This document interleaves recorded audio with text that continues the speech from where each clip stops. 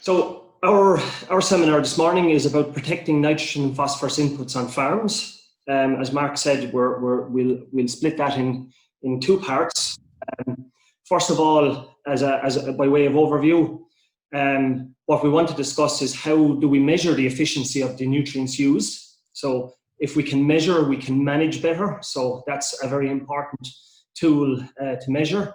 And then I will discuss the factors affecting recovery of nutrients applied to soils, grass and crops. So basically the factors on your farm that affect overall nutrient recovery by the crops and plants, and then also the efficiency at which that nutrient and the return on investment, but not forgetting then that there's less left potentially to be lost to the environment.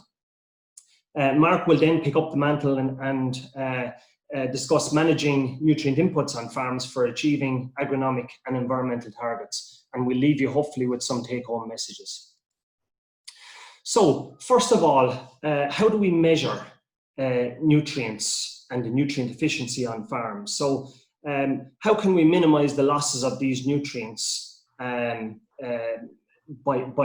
measuring what we're doing? So at the farm gate level, we have nutrient inputs or inflows, such as nitrogen fertilizer or phosphate fertilizer, manures, animal feeds, imports, etc., coming into the farm. And then leaving the farm, we have the products that we produce. So the milk, the meat, the crops, the grain. We have potentially animals, or we have fodder and forage leaving the farm. And also on some farms, they do export nutrients such as organic manure, etc. However, in terms of what's in the farmer's control within his or her farm, we have the inputs and the outputs and where they're assigned or where they're targeted towards within the farm. First and foremost, you'll see in the diagram there, we have the different soil test indices. So different fields have different nutrient requirements, and Mark will discuss that in more detail.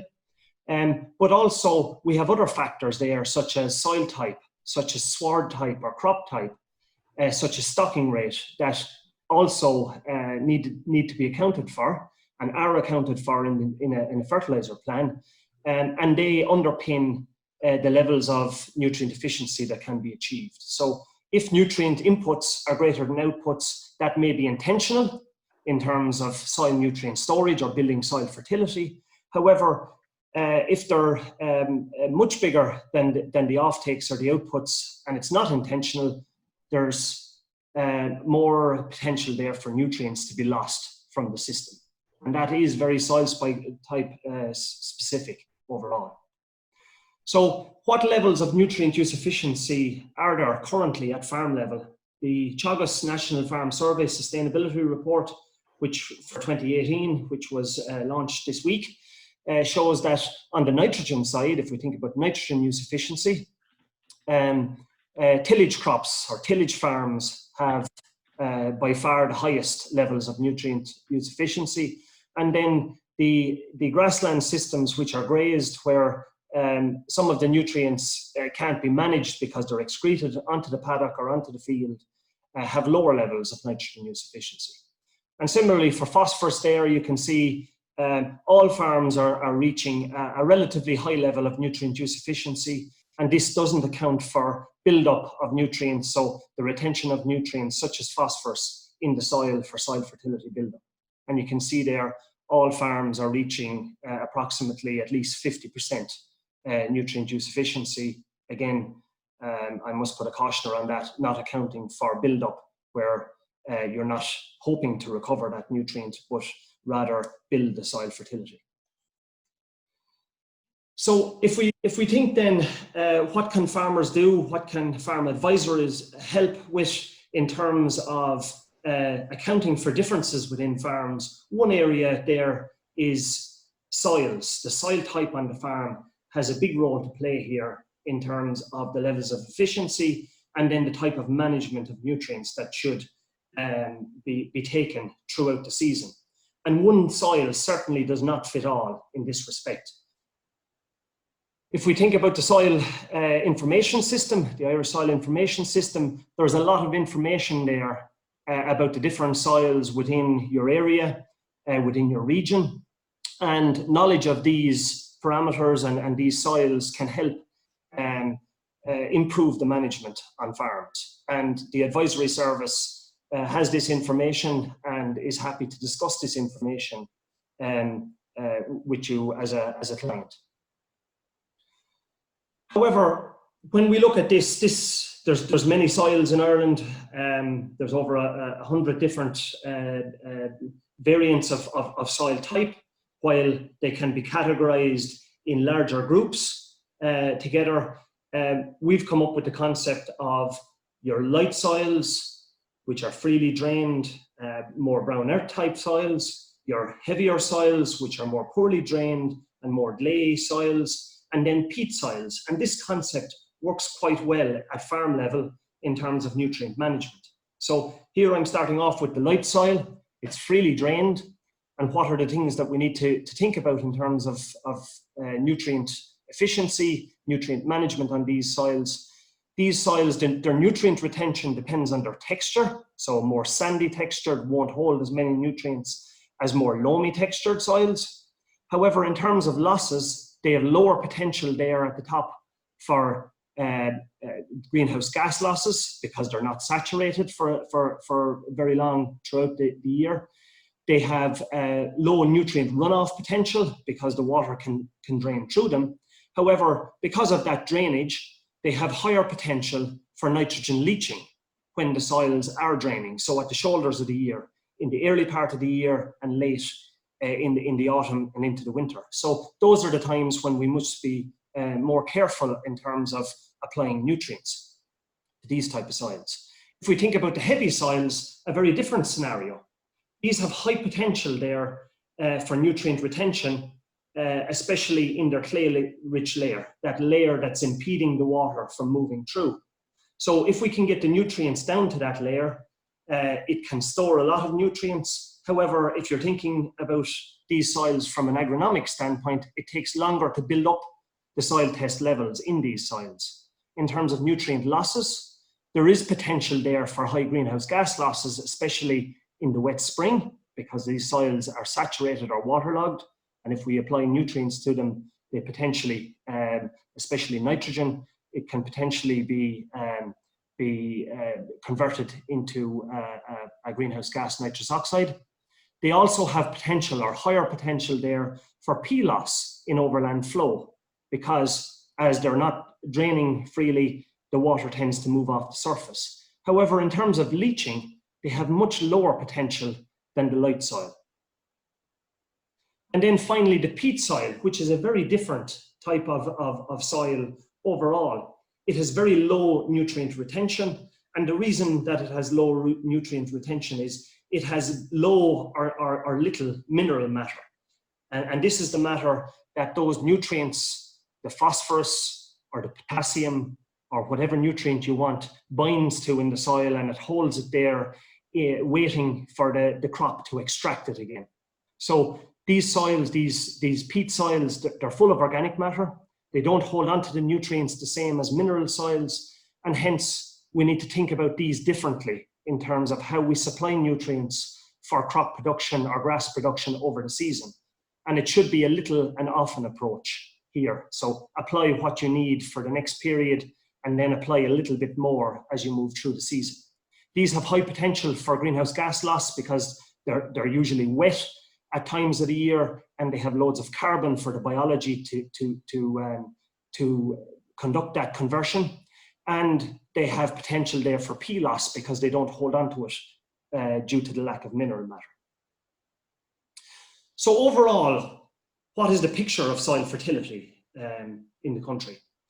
These are the Department of Agriculture statistics for the national picture.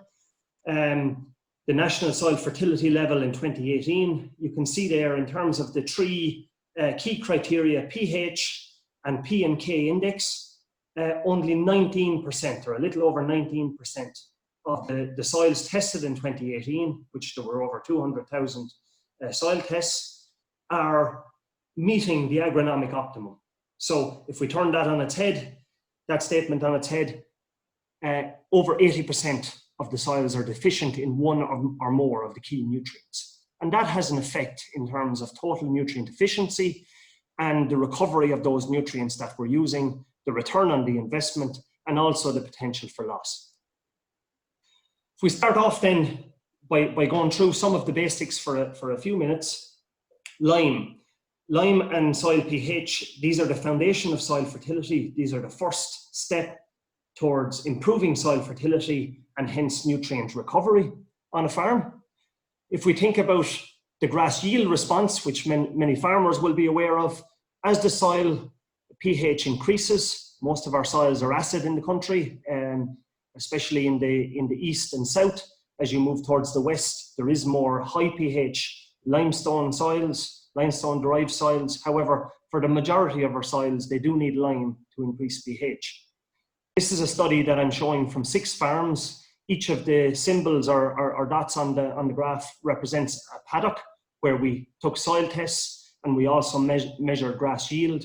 And you can see here quite clearly that the maximum yield or the maximum yield potential is achieved once we correct the soil pH. So that sweet spot there for grassland of 6.3 or slightly above, you can see there that we maximized yield there on these farms, and they were growing almost 13 tons of grass dry matter. In terms of nutrient use efficiency with lime, you can see here what I'm showing is nitrogen use efficiency levels for a number of sites that we conducted research on. And I'm showing you first the sites with low soil pH, less than 5.5 pH. And you can see there whether there was P applied or not, we're getting relatively low levels of nitrogen use efficiency, from about 55% up to nearly 60% with phosphorus applied.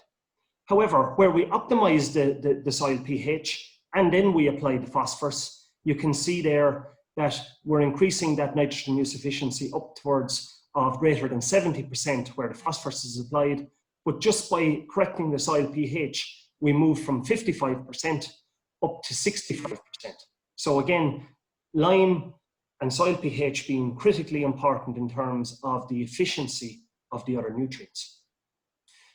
A consequence of this as well, we also lower the greenhouse gas levels in the soil, the potential there for greenhouse gas emissions in the soil by achieving that optimum pH. Finally then, if we think about soil fertility, why build? Why build soil fertility is a question that's often asked. If we're using relatively high levels of nitrogen fertilizer or slurry, etc. on a farm, it really is critically important to build soil fertility, to have that balance in terms of phosphorus, potassium, sulfur, etc. And this is a figure where we took 10 grassland soils and we looked at different index levels across those soils. And you can see there the relative fertilizer use efficiency for the index 3 soil is the highest. And as we slip down to index 1 being the lowest and index 2 being intermediate, you can see there the levels of nitrogen use efficiency fall off dramatically.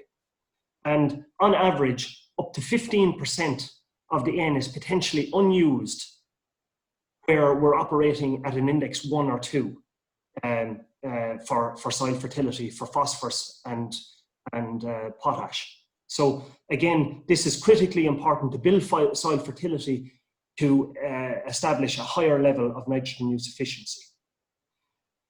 However, what is this effect as we move through for every element of soil fertility?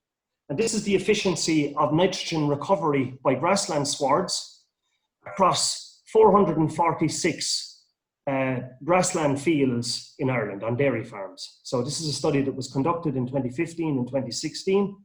And we're looking at the N use efficiency. And you can see here where the soil fertility was low, we're getting on average about 35% recovery of that nitrogen by the grassland swards, and hence about 35% nitrogen use efficiency by the grass.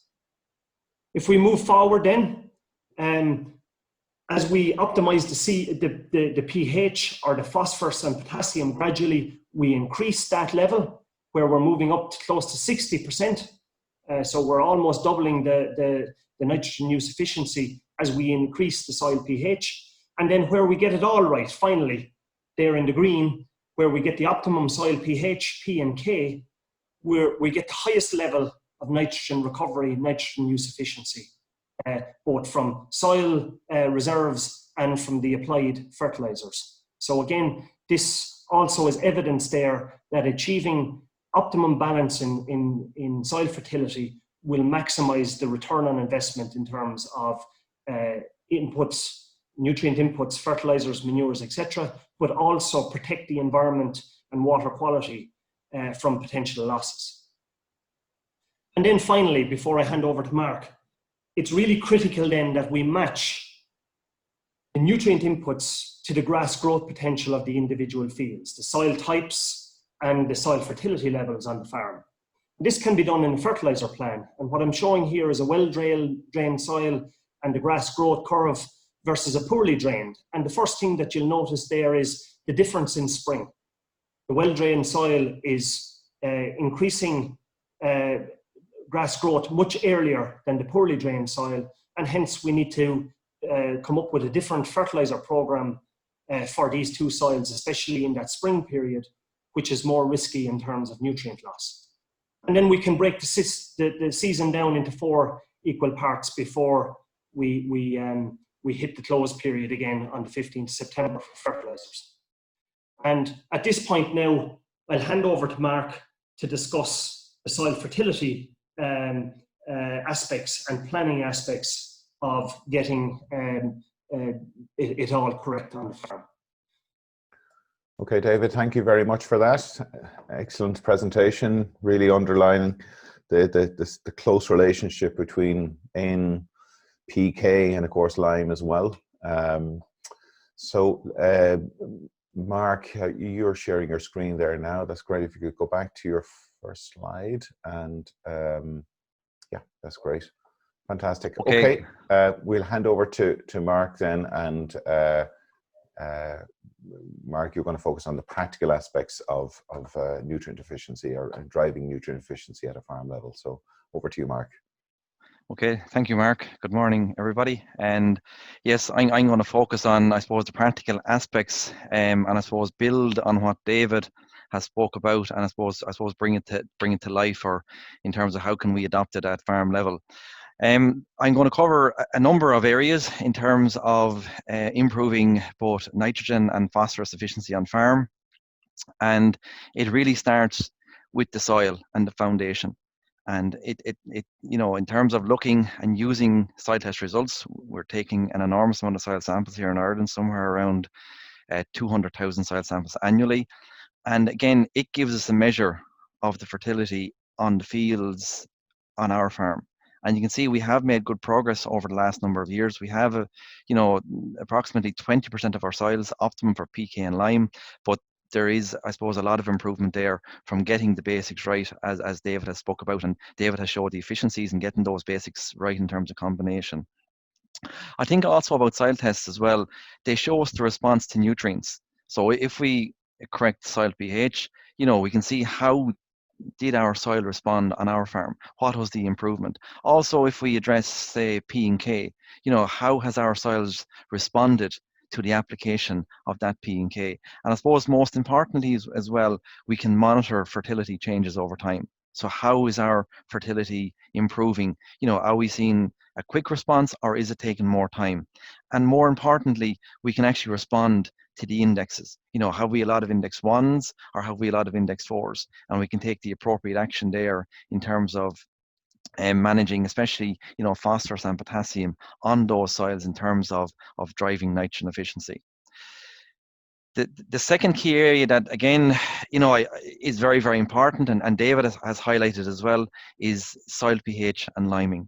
Again, we have made good progress here in Ireland, especially in the last 4 or 5 years, where we have seen very good improvements in soil pH, but we have to continue to spread more lime and, you know, spread lime on a continuous basis there, you know, based on soil test results. And there's big benefits there.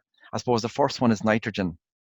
You know, Irish soils, they contain a lot of organic matter, and by keeping the pH in that sweet spot or that optimum zone, as David has shown there, a pH of 6.3 on mineral soils, we can release up to 70 kilograms of N per hectare per year. And this is a major saving, you know, in terms of reducing our chemical fertilizer bill on Irish farms, and, you know, utilizing that soil nitrogen that's there. You know, fields will be greener and they will grow more grass. I suppose the other big area, folks, is soil phosphorus. And again, you know, our soils are acidic by nature, and by keeping the pH right, again, we can improve the availability or unlock some of that phosphorus. And again, work done in Johnstown Castle by Tim Shields and researchers, you know, at the research centre there, clearly show that, you know, by improving pH, we can unlock the phosphorus that's in the soil, and we also increase the efficiency of applied P as well. And I suppose the other big benefit in terms of soil pH as well is that by correcting soil pH alone, we can grow more grass. We can produce an extra ton of dry matter, as you can see in the graph on the right-hand side of the slide there. Just to draw your attention as well, like we are trying to be more soil specific. Like at the minute, we have an average figure to increase soil P by a part per million. It takes about 50 kilograms of P per hectare. So if we're to move an index by applying bag P fertilizer, it'll take approximately 150 kilos to move an index. And that costs a lot of money. We're talking somewhere in the region of about 300 euros per hectare. But I suppose my message here, or one of the messages that I want to get across to you, that lime, you know, it's a soil conditioner, it controls acidity, and it will do a similar effect. It'll unlock and it'll make that phosphorus more available at a lot lower cost. The third point is the whole area of fertilizer planning. Again, you know, getting to know what are my farm nutrient requirements. And this really starts with preparing a fertilizer plan and checking that plan on a regular basis. It'll give you such information as the correct lime advice based on soil test results, and it'll also give you a plan in terms of correcting soil pH over a time frame. We're talking maybe 2 to 4 years. It will also identify the rates of NPK and sulfur in terms of how much do we need and then when do we apply it. And very, very importantly, it'll give us a nice summary in terms of soil fertility review. You know, what percentage of my soils are in the optimum range? Like we talk about the 80-20 rule, but on my farm, how am I progressing, or how am I improving fertility over time? There's also some aspects in terms of mapping, soil fertility mapping, lime maps, fertilizer maps, and what it does for us as well is that it meets cross-compliance requirements. It pulls everything together from a regulatory point of view as well as giving, you know, on-farm field-specific advice by soil type. I suppose the other big area that is probably a big change at farm level, and again visibly as well, is that how we spread slurry in this country. You know, there's big benefits there to moving to the low emission techniques in terms of band spreader or trailing shoe. There's many benefits there in terms of reducing ammonia emissions, retaining more nitrogen in terms of growing grass, and again, reducing our annual farm nitrogen requirement. Again, we can spread into heavier covers. You know, we can pick, you know, better soil conditions, you know, in terms of using that slurry efficiently. And also farmers tell me as well that, you know, after first cut silage, there's a better recovery in the sward. And that's down to basically better nutrient retention, and especially retention of that nitrogen. Like if we take a cubic meter of cattle slurry by low emission, we're looking at retaining a kilo of N per cubic meter. Another very, very important aspect as well is timing of application. And again, we're looking at moving more slurry application into the springtime of the year, where we have better conditions in terms of recovering and retaining more of that nitrogen for growing grass during the growing season.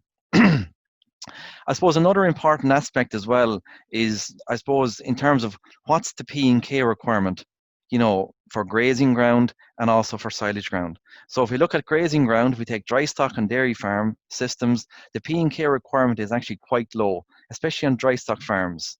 And again, it's slightly higher on a dairy farm. But I suppose the big area to focus on is where we produce our grass silage, our winter fodder annually.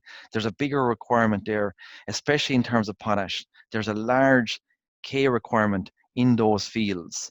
And again, that's very, very important in terms of nitrogen efficiency and utilizing that nitrogen as efficiently as possible, that we supply the correct balance of nutrients for that crop.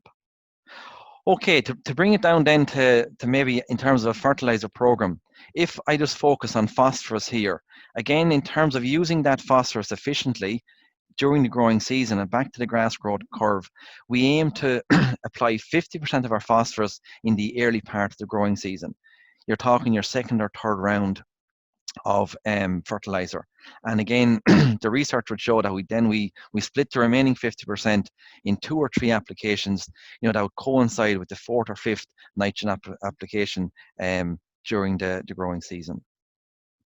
In terms of fertilizer types, okay, so again, if we're to put a fertilizer program together and if we're picking products, so again, for example, a nitrogen source, again, protected urea, that could be our source of nitrogen in terms of meeting our nitrogen requirement annually. In terms of P and K sources on the grazing ground, again, options, there's many options, but maybe just to identify some of the options here, we're looking at an 18612 plus sulfur, or maybe where we're in a build-up situation, something like a 2310 plus sulfur. Our silage ground then, again, cattle slurry should be the priority. Again, that's where our cattle slurry needs to go in terms of maintaining that nutrient balance on farm. And fertilizer options then in terms of balance are something like a 24.5 10 plus sulfur or 27.5 5 plus sulfur.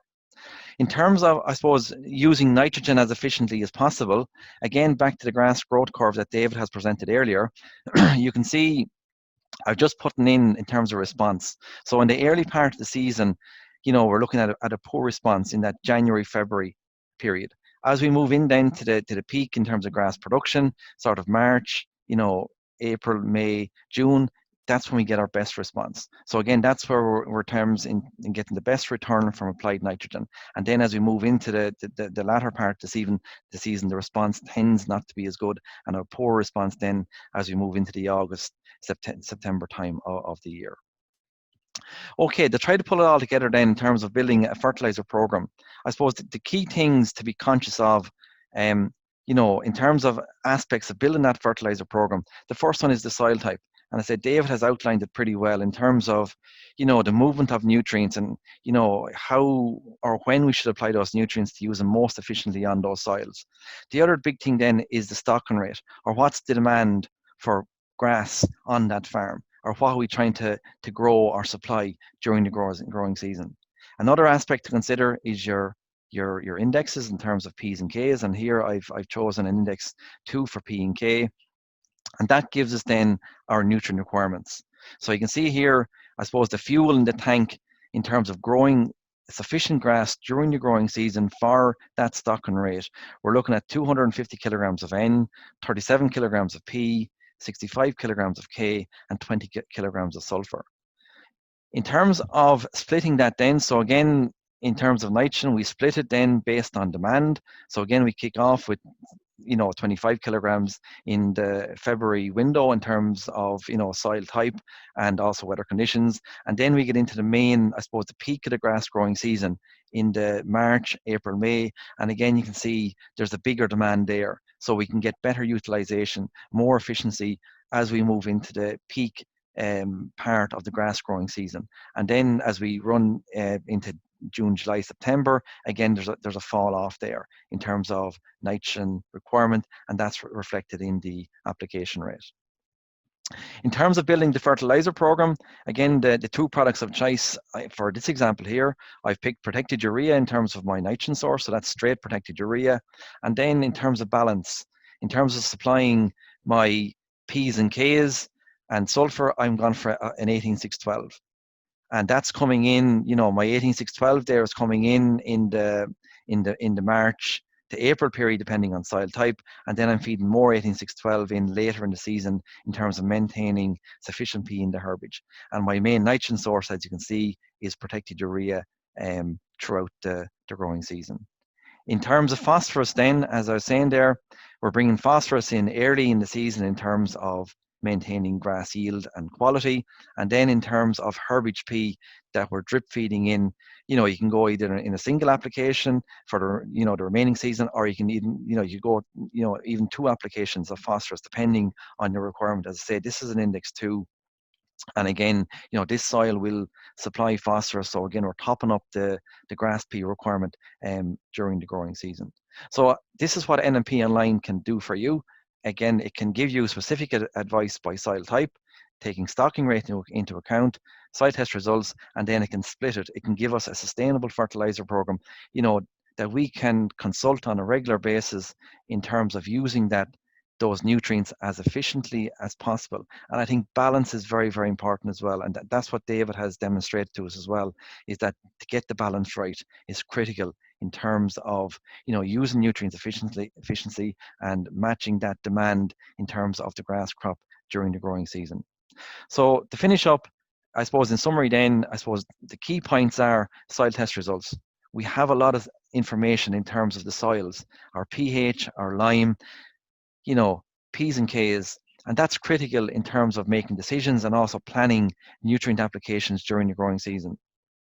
Again, to echo what David has said, I think lime is the first step in terms of investing in our soils. We're priming, we're conditioning our soils to use nutrients more efficiently.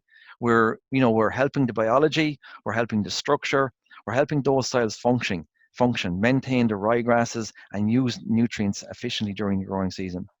I can't overemphasize the importance of preparing a fertilizer plan strongly enough, and we must consult that plan on a regular basis, because when it goes down to farm level, there's so many factors in there in terms of weather, soil type, products, slurry, where it fits in. So we must consult with that fertilizer plan on a regular basis to use that nutrient as efficiently as possible.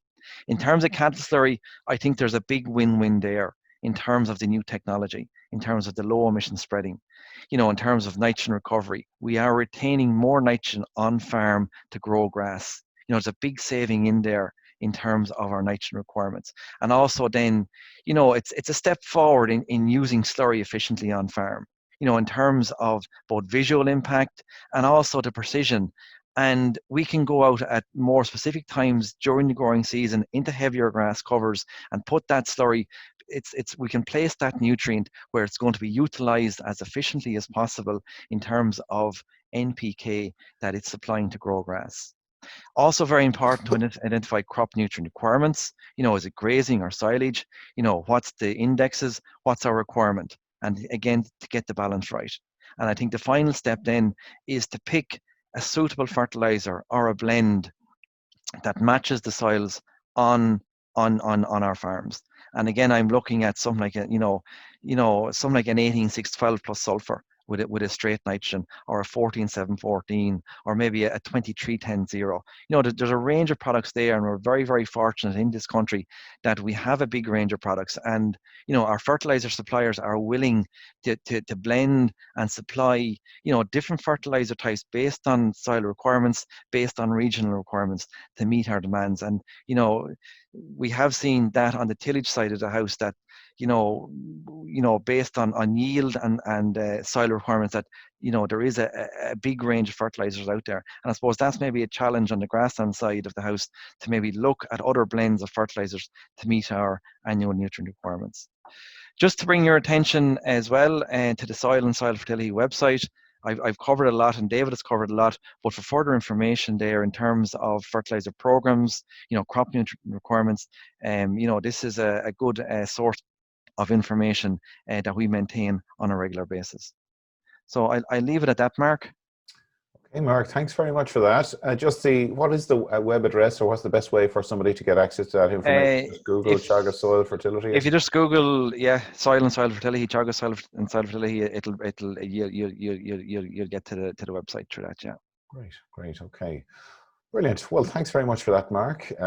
So if I can ask David and Pat to join us now for our Q&A session. If you have any questions, please do submit them to us.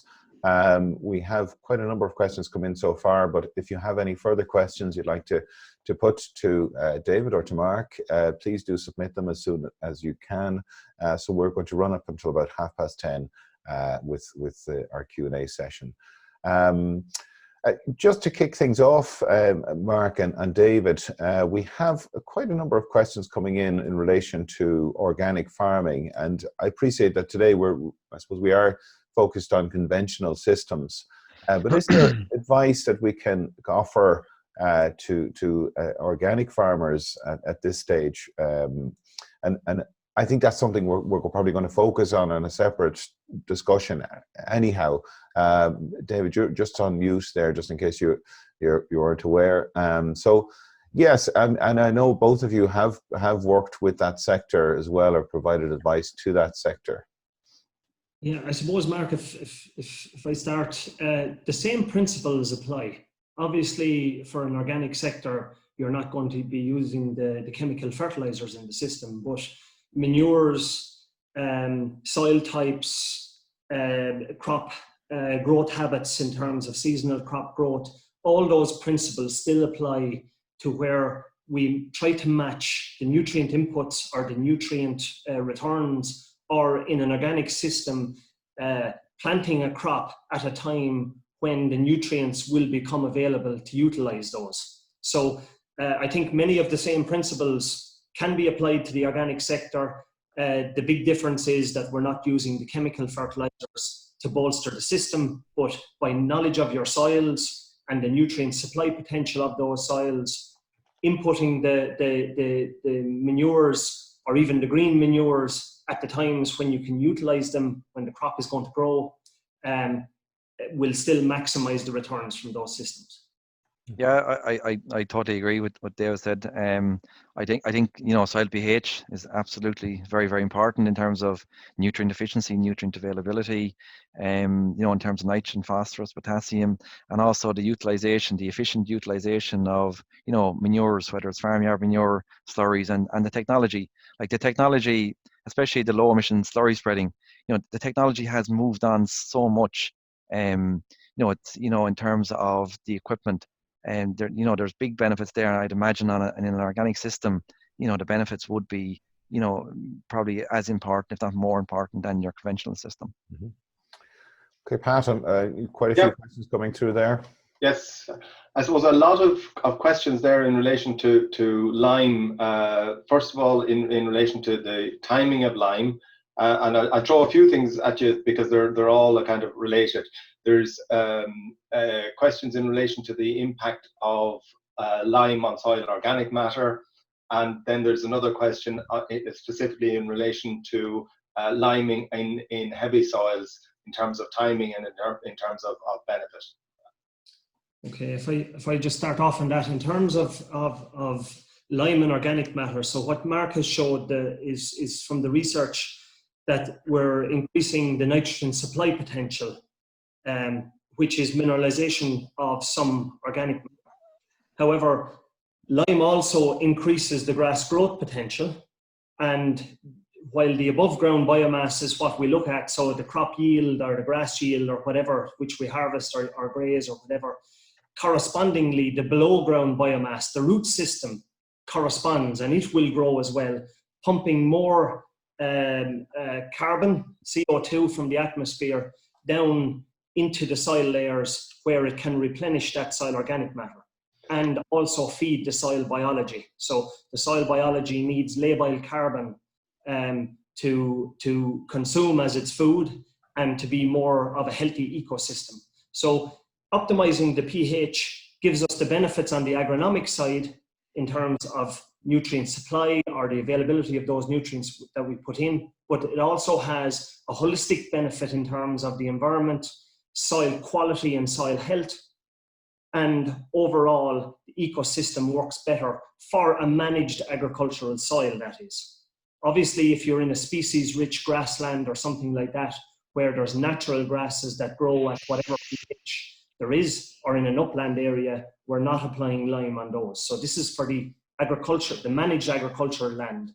The second question to do with heavy soils and timing, Farmers do need to be very opportunistic in terms of getting out lime, because weather turns against us, soil trafficability issues come up. It's a little bit like using heavy slurry equipment. You don't want to do damage to the soil. So in a system, a conventional agricultural system, you need to be almost have the lime contractor on speed dial. A load of lime will do approximately 10 acres at 2 tons to the acre. So it's very easy to have that area grazed out or post silage and apply your lime. Heavy soils present more of a challenge because the windows are tighter in terms of trafficability with the heavy equipment. However, it can be done, and we've shown in the heavy soils program that it was done very successfully with huge agronomic and environmental benefits for water quality. Just Mark, while you're speaking about lime there, we have a question in relation to lime on heavy soils, and is there an optimum time to get the best value from lime in that situation, and to reduce the risk of runoff or leaching or anything like that? I suppose, Mark, you're trying to bring it in. I suppose, look, when I suppose the opportunity presents, whether it's after silage or after grazing out, I suppose when conditions are good, yeah, you probably are, like, you can spread lime any day of the year, once the conditions are right. Yeah. So look, on the heavier soils, you're probably looking over the coming weeks, the coming months, to, where the opportunity presents itself. And like, once that lime is washed in, there's no issue with it.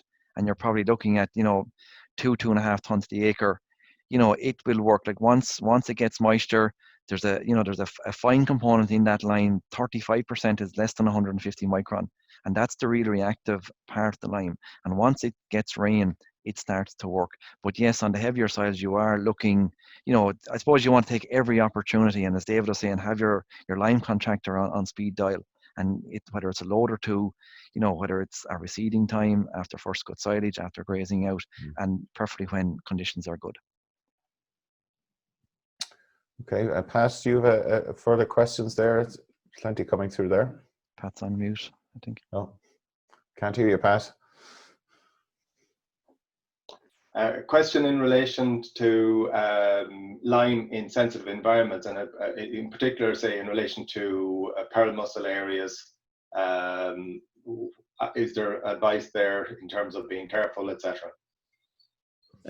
Yeah, look, there's obviously sensitivities there in these sensitive habitats and areas close to pearl mussel waters, etc.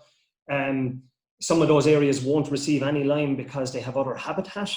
However, in the agricultural areas, what we don't want to do is not to consider the nutrient efficiency side of applying some fertilizers or manures in these areas and having the soil pH almost holding back the efficiency. So what I would say in those areas, the agronomic land that is receiving nutrients, either slurries or bagged fertilizer, a more cautious approach to lime needs to be employed, where you build up lime over a number of years using smaller amounts. So while the soil test might tell you that over the next 5 years, you need 5 tons to move from a very low pH level up to the optimum, you do that gradually. You don't heat up the ground in terms of mineralization of nutrients by putting it out in one go. That would be the advice. And by doing that little and often approach, we can edge up the soil fertility and the pH levels to a level where it's sustainable for both water quality and maintaining the habitat for that pearl mussel. It also, in those pearl mussel areas, sediment is a big issue.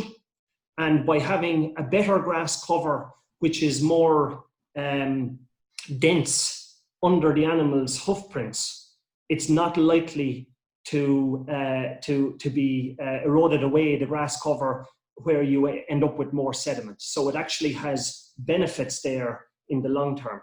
But I do take the point, we do need to be cautious in terms of how soil fertility is approached in those areas.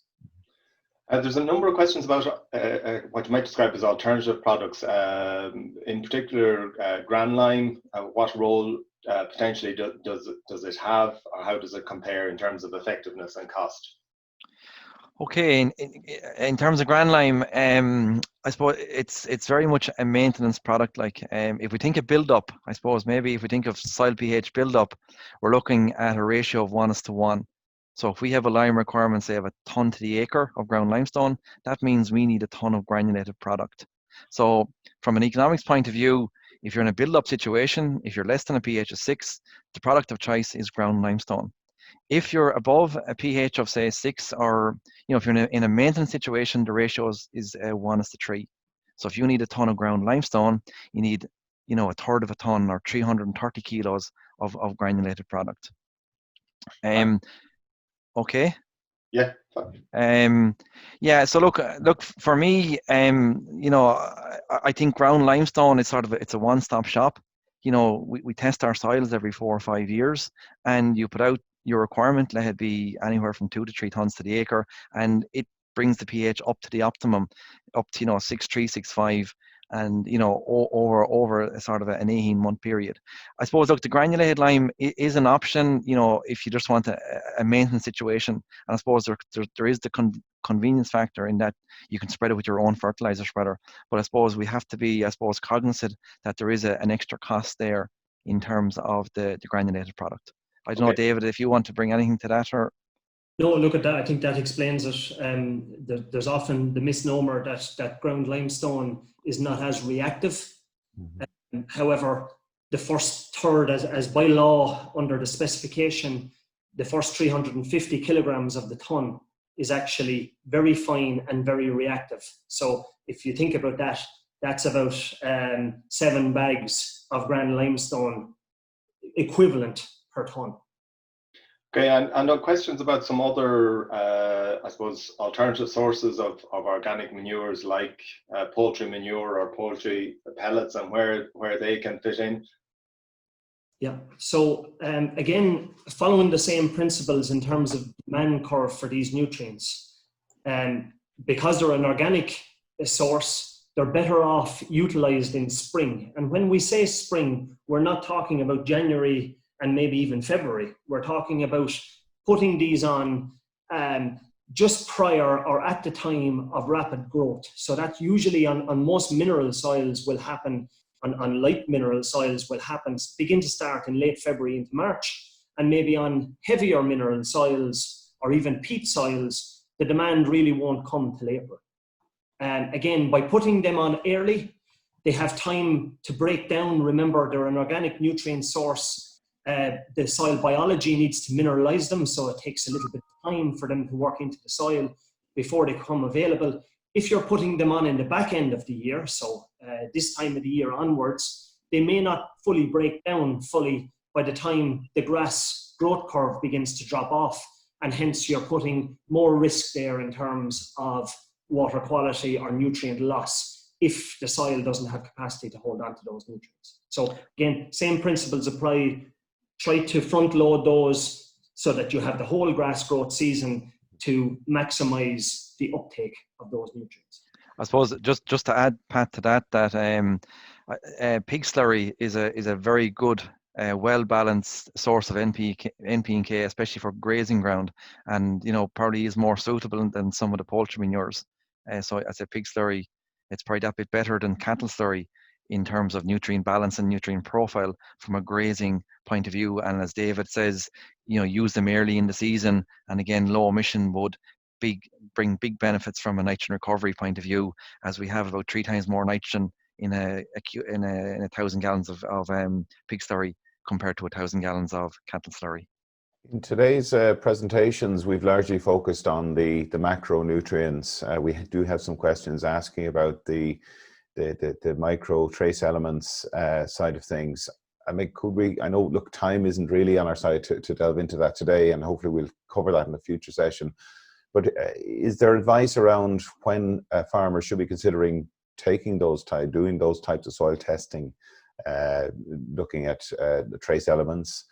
Is there an argument there for grassland farmers? I know many tillage farmers do opt for that type of testing.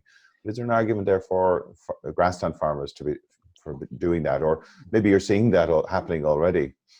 Yeah, I don't mind starting, Mark, and if you can come in from the farmer's perspective. Certainly, Mark, we're talking about achieving a full nutrient balance here. So whichever nutrient is limiting is going to hold back the system in terms of maximizing the uptake of the other nutrients, be it that it's a micronutrient or a macronutrient. We've concentrated on the macronutrients N and P because those are the ones that are in the nitrates and water framework directives in terms of causing negative impacts when they're lost to water quality. However, potash, sulfur as the other key macronutrients, even magnesium on that, and then the trace elements. In terms of grassland farms, there's probably not as many tests done on grassland farms for those micronutrients. However, if you take away from today that there's different soil types and we need to consider those different soil types differently, maybe the next time there is a soil test being conducted on the farm, that at least one test from each soil type could be conducted to give some kind of steer in terms of where there might be a problem. Many grassland farmers will have tested if they have a problem in terms of animal nutrition. They might go back the whole way as far as the soil to diagnose if the problem is seated there. However, this is something that is on the radar. We have research ongoing on this in this area, but the adoption in terms of grassland farms probably needs to be, there needs to be a look-see at this stage and a kind of a reconnaissance of whether those issues might be manifesting themselves in terms of holding back either production or environmental quality. Mm-hmm. Mark, do you see many grassland farmers opting for that now, or is there any? Do you notice any difference in that? Not really, Mark. We mainly tend to concentrate on our lime, our P, and our K. But no, I totally agree with David. I think it's good practice that to maybe get the magnesium done. It's only a small extra cost, and the same with the trace elements. Again, I totally agree with David. Where soil types change on the farm, it's a good place to start, to maybe dip in and see what's going on, to see what's going on in the soil, whether it's, copper, manganese, zinc, etc. See what's going on in conjunction with herbage analysis.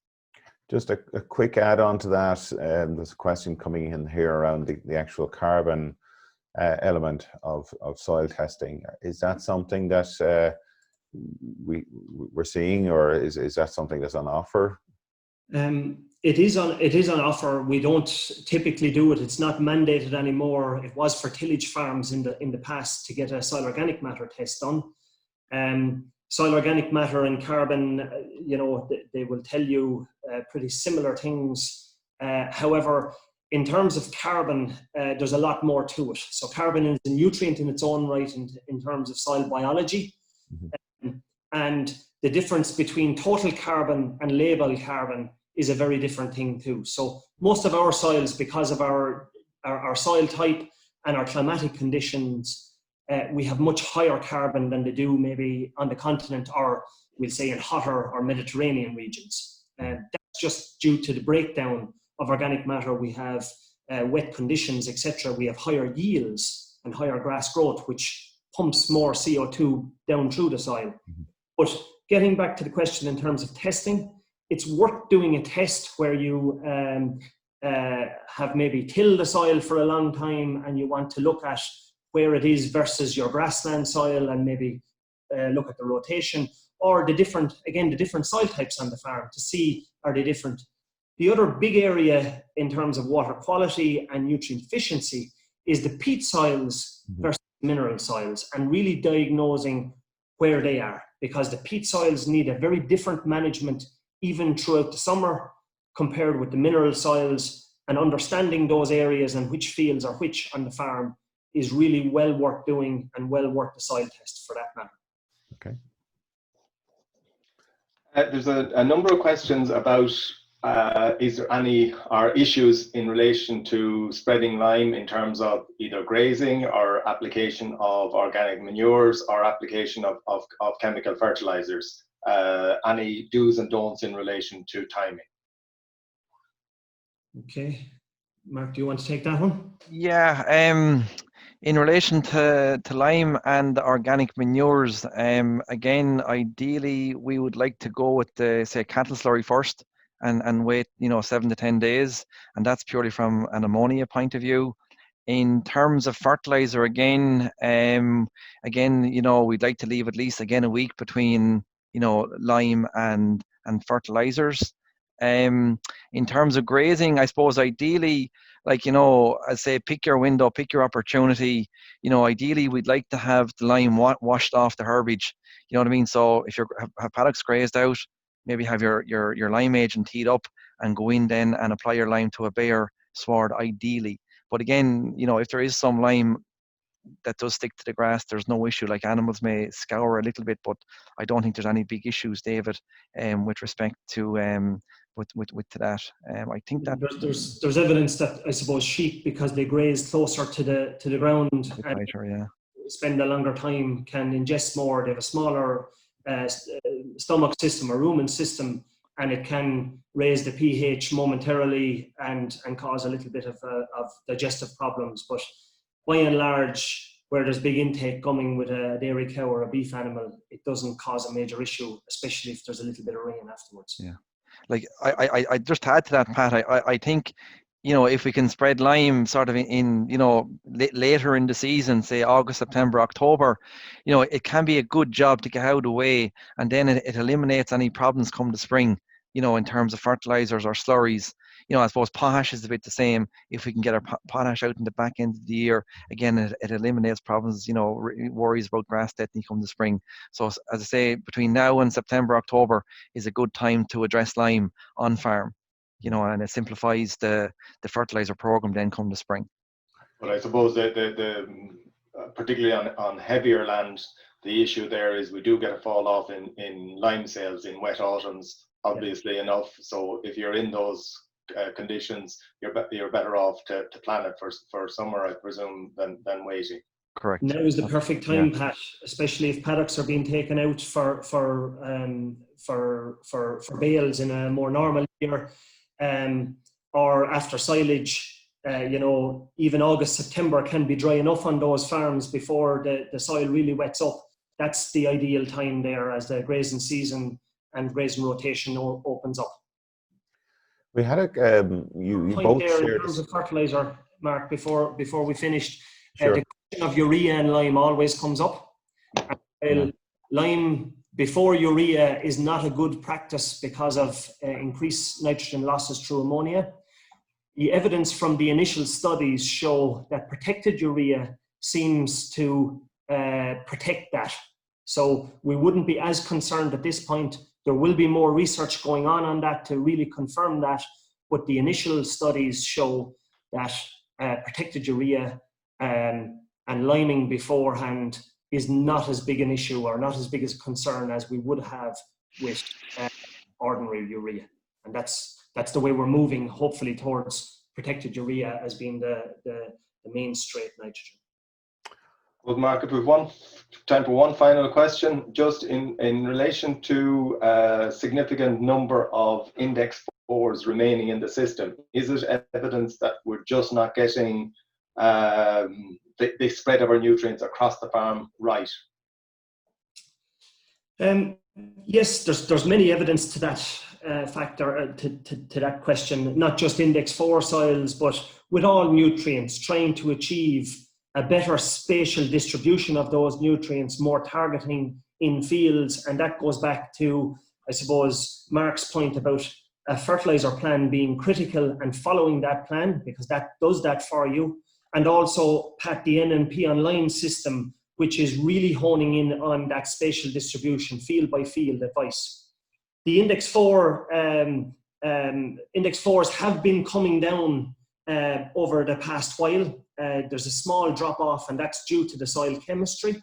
So especially clay-rich soils hold on to that nutrient, and it takes a lot to draw it down. As Mark said, it takes 50 kilograms to build it up by 1 part per million, or 1 milligram per kilogram. Equally, that drawdown from that big bank takes a long time. So they're going to be hard to budge, but there is evidence that they are coming down.